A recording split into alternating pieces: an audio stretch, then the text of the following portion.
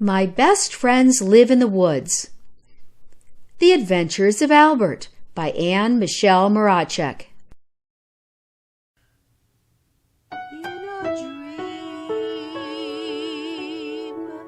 In a trance,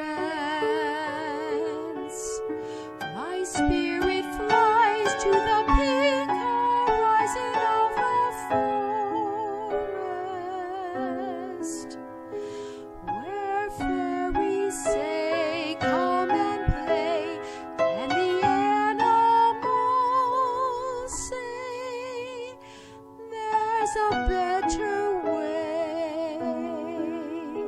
An enchanted land of love, my best friends live in the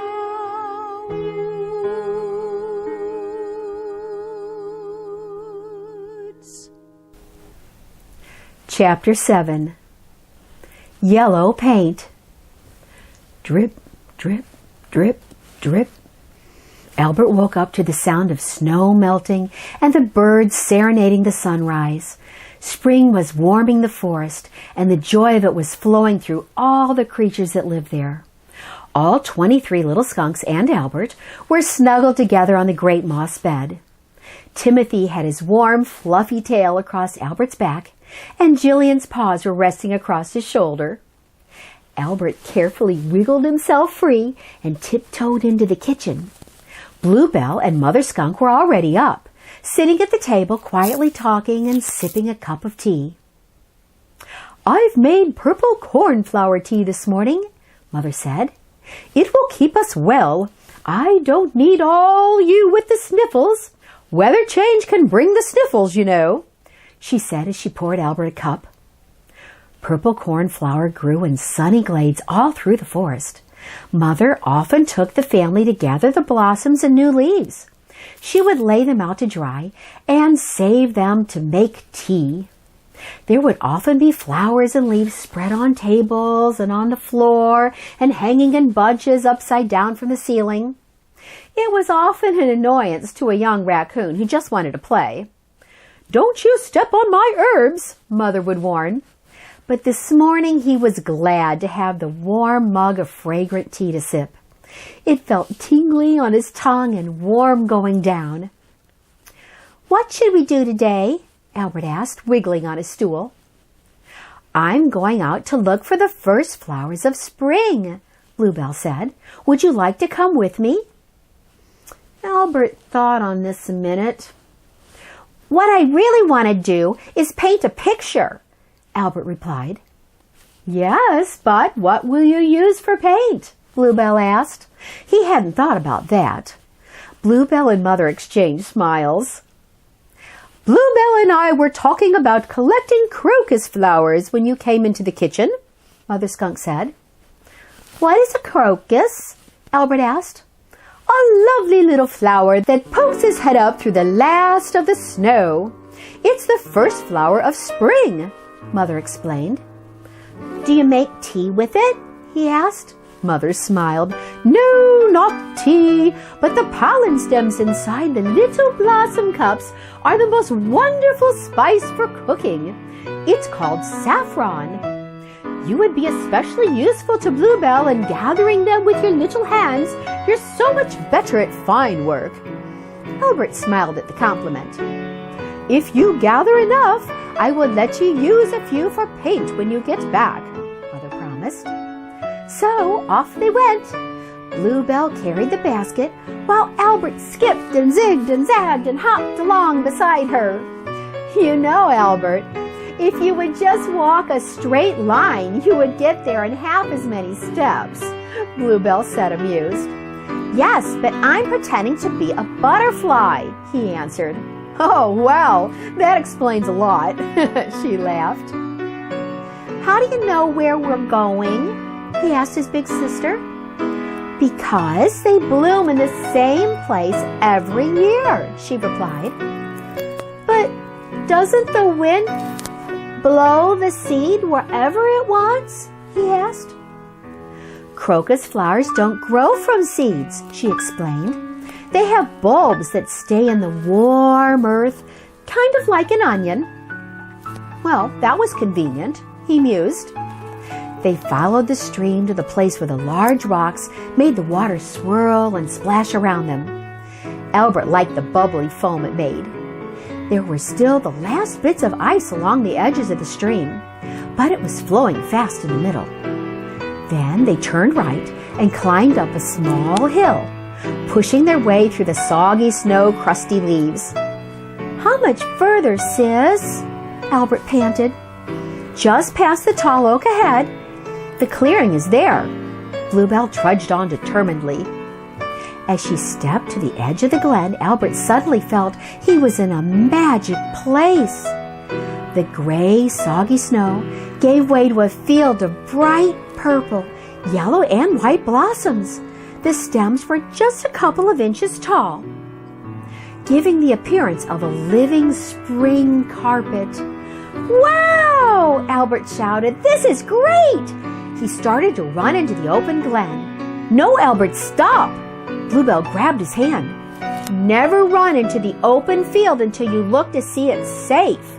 Her warning was quite serious, and Albert sat quietly, his heart pounding. Big Sister was wise and cautious, just like Mother, Albert thought. Bluebell sat quietly listening for what Albert had no idea. At last she was satisfied and took a step into the clearing. She looked every way, stepped a bit further, and then she motioned for Albert with a smile. "All clear!" Albert scampered into the flowers. "Now I can really be a butterfly," he grinned. "Look, Albert, let me show you what to do," Bluebell said, leaning over the flowers. As he watched, she picked just the stamens or the pollen sticks from the middle of the blossom and placed them in the cloth handkerchief that lined her basket. "They're so tiny and pretty and red," Albert said. "Yes, they are," Bluebell agreed. "And we will need lots and lots of them, so get to work. Crocus only bloom one time a year, so this is our only chance to stock up Mother's pantry." At first it was fun picking the cute little red stems.